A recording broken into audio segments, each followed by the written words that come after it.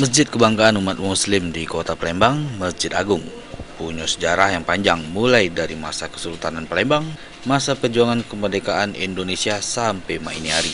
Awal pertama dibangun, Masjid Agung Palembang cuma seluas 30 kali 36 meter persegi, di mana pembangunan guna ke bahan material berkualitas. Butuh waktu 10 tahun selesai ke pembangunan Masjid Agung dari tahun 1738 sampai tahun 1748. Sekretaris Umum Pengurus Yayasan Masjid Agung, Rahman Zaid, menjelaskan semenjak berdirinya Masjid Agung dari masa Kesultanan sampai ini banyak nilai sejarah yang tersimpan.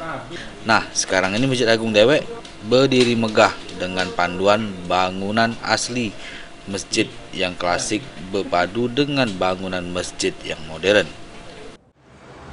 Jadi Masjid Agung Palembang ini dulunya dibangun, digagas dan didirikan oleh Sultan Mahmud Badarudin Ziayowikramo di tahun 1738 Masehi. Makanya proses pembangunan masjid ini berjalan cukup lama, yaitu 10 tahun.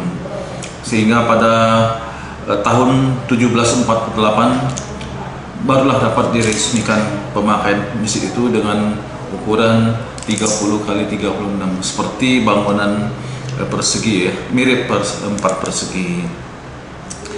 Dan tepat pada tanggal 28 Jumadil Awal tahun 1161 Hijriah, sekitar tahun 1748 Masih.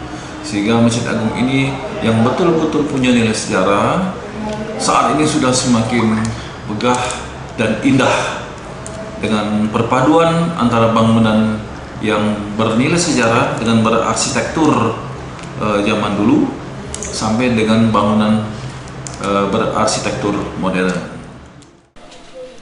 Mardiansah, PAL TV.